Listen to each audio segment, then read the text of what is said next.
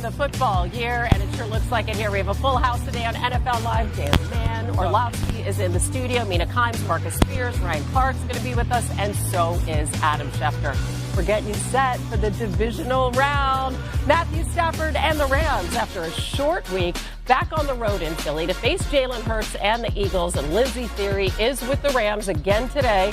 And joining us now, Lindsey, last week was anything but normal for the Rams as their game was moved to Arizona as a result of the wildfires in Southern California. How's the team approaching their preparation this week in advance of leaving for Philly?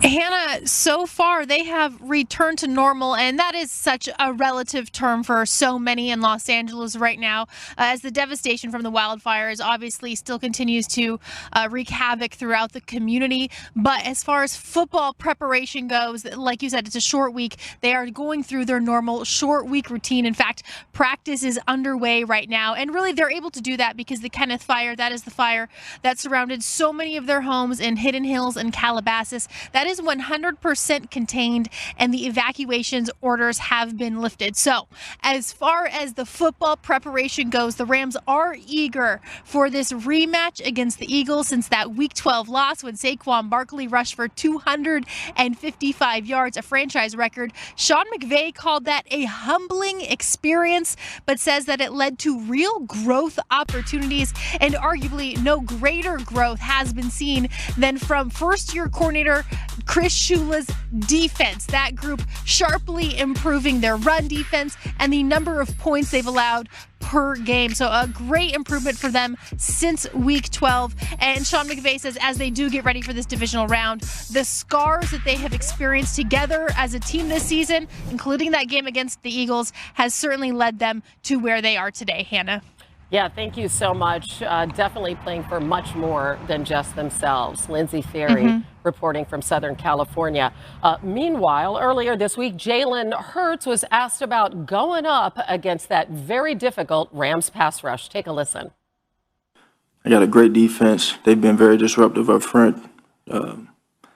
Just got to come and execute. I think it starts in the trenches in a game like this, and we've been able to run the ball effectively, and so hopefully we continue to oppose our will up front. And that Rams defense, they're coming off a 9-sack performance against the Vikings in the wild card round, tied for the most ever in a playoff game. 8 different players from L.A. had at least half a sack. That's the most in a playoff game since individual sacks became official in 1982. So, Dan, if this young Rams defense is going to give their team a chance, what's this game plan have to look like? Well, I really believe you got to treat Saquon Barkley like teams try to treat Derrick Henry. I think the number one thing is you got to get his feet stopped. You got to make him go side to side before he can ever hit gaps. One, you got to set the edge. That's going to be Byron Young and Jared Verse doing a great job of that. Now you're doing it against 2 high-end tackles, one of them in Lane Johnson being a Hall of Famer. I think the second thing coverage-wise is you got to play with outside leverage on a consistent basis to funnel everything into the middle of the field, which is not the expertise of the pass game. And the third thing is you've got to try to play behind where the ball gets snapped. Marcus knows this better than anybody, is you're trying to create some penetration where we call it setting a new edge of the line of scrimmages. Ball gets snapped on the 30. You are making plays on the 29. And if they can do that as a front, I think they try to minimize some of those explosive plays, but also force as much as you can Philly to become a one-dimensional offense.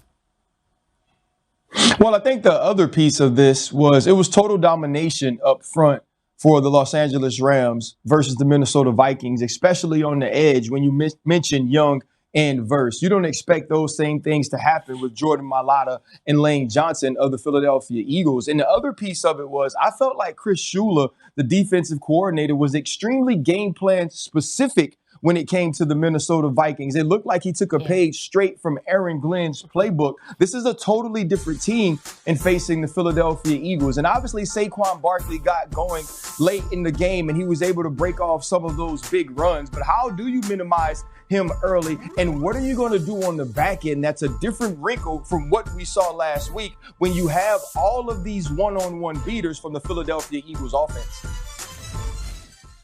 RC, I love what you said. It was a lot of man-to-man, which surprised us playing against the Minnesota Vikings. I think the rush plan has to be very decisive from the Los Angeles Rams. I thought there were opportunities last week for Sam Darnold to go get 5 or 6 yards by escaping the line of scrimmage in some moments. And we know Jayden will exploit this. This is one of those situations where take off, look at the field, go get that yardage, line down and give yourself a shorter third down and distance. Instead, staying in the pocket. Again, we see Sam Darnold in this situation. The pocket is condensed. You would say this is good rush lane. But ultimately, if this play is covered like it is, this is an opportunity for Jalen Hurts to escape under and then get up the field. So it's going to be super imperative for these guys to be on the same page. We've lauded this D-line. They play fast, they play physical, but now they have the introduction of quarterback run and legs. I'll see how they plan for it.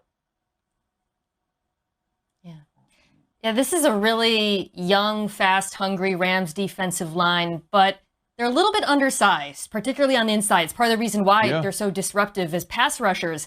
And in this matchup, you go against an Eagles offensive line that is the heaviest in the entire NFL. And going back and watching the tape from last time, guys, they just push them around on the interior, especially with their combo blocks. So then the Rams said, okay, well, we got to overcompensate and stop the run. So you're playing single high, and there's A.J. Brown, who, by the way, all 7 of his targets were against single high coverage for over 100 yards. The Rams ran into the same math problem that a lot of teams do against the Eagles defense, but I would argue it was a little bit exacerbated by the lack of beef they have on the defensive line.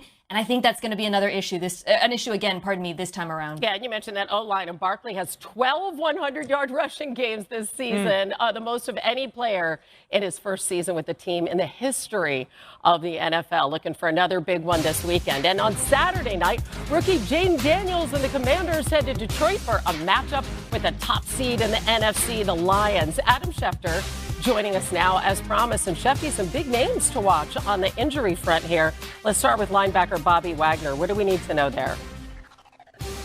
And some positive injury developments. Bobby Wagner, the Commanders linebacker who missed practice earlier this week due to an ankle injury, is off the injury report and expected to play Saturday night at Detroit. That's a boost for Detroit's defense in terms of his play, his leadership, his presence. But Bobby Wagner will be out there on Saturday night against the Detroit Lions, and they're going to need him because the Detroit Lions are going to have their star running back David Montgomery back.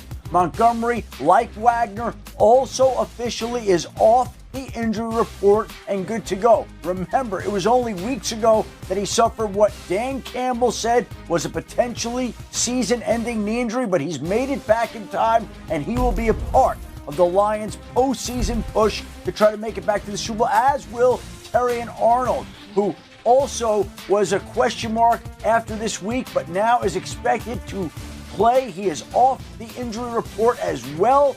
So the Lions will have Terrion Arnold. They'll have David Montgomery. The Commanders will have Bobby Wagner. And everybody's getting healthy for Saturday night's divisional showdown in Detroit. Yeah, something different talking about the Lions getting healthy. Arnold had 9 pass breakups this season, third among rookies, having a really good year.